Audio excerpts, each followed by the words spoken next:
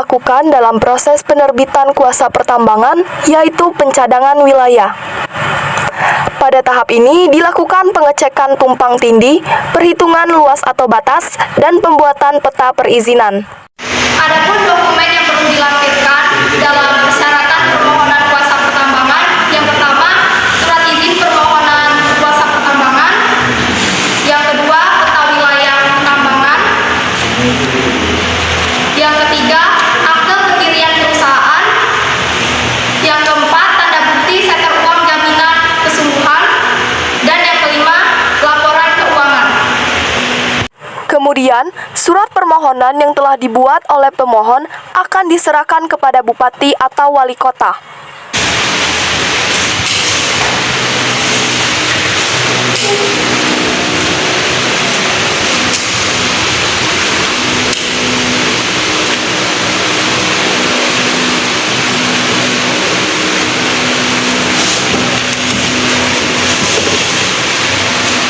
Bupati atau wali kota akan memproses surat permohonan tersebut, lalu menerbitkan surat keputusan.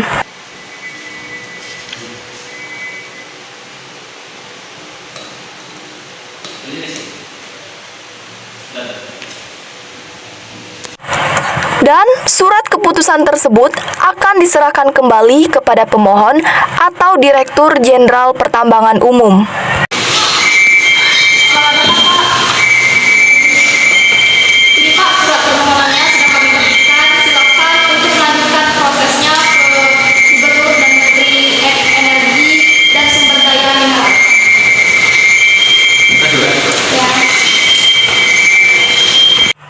Selanjutnya, pemohon akan menyerahkan tembusan surat keputusan kepada Menteri Energi dan Sumber Daya Mineral dan juga Gubernur.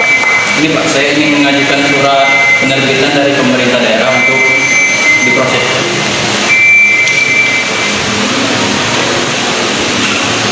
Silakan Gubernur. Tahap ketiga yaitu pemrosesan kuasa pertambangan untuk diterbitkan. Terdapat beberapa tahapan yang harus dilalui sebelum izin kuasa pertambangan diterbitkan oleh pemerintah. Yang pertama yaitu penetapan wilayah pertambangan, dan yang kedua, penetapan wilayah usaha pertambangan. Yang ketiga, lelang wilayah izin usaha pertambangan, dan yang terakhir, penerbitan izin tambang.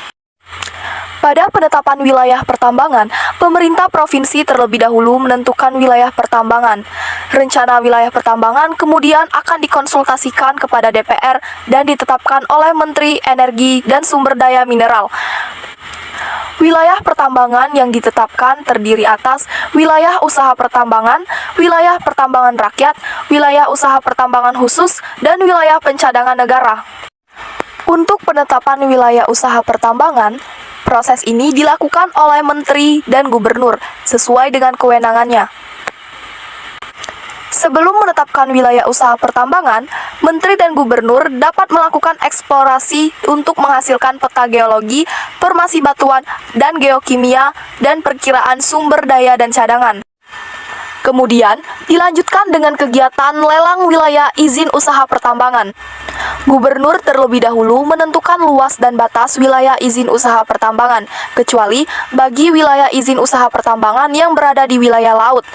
Wilayah izin usaha pertambangan kemudian ditetapkan oleh Menteri Energi dan Sumber Daya Mineral dan siap untuk dilelang. Nah, proses dan pemenang lelang harus diumumkan ke publik.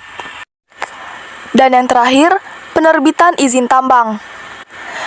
Pemenang lelang wilayah izin usaha pertambangan mengajukan permohonan izin melalui BKPM maksimal 10 hari kerja setelah penetapan pemenang lelang. Kemudian, Kementerian ESDM melakukan verifikasi syarat permohonan izin. Jika dianggap memenuhi syarat, maka BKPM akan menerbitkan izin. Setelah surat izin kuasa pertambangan diterbitkan, pemohon atau Direktur Jenderal Pertambangan akan menerima surat tersebut melalui Gubernur dan resmi memiliki izin usaha pertambangan.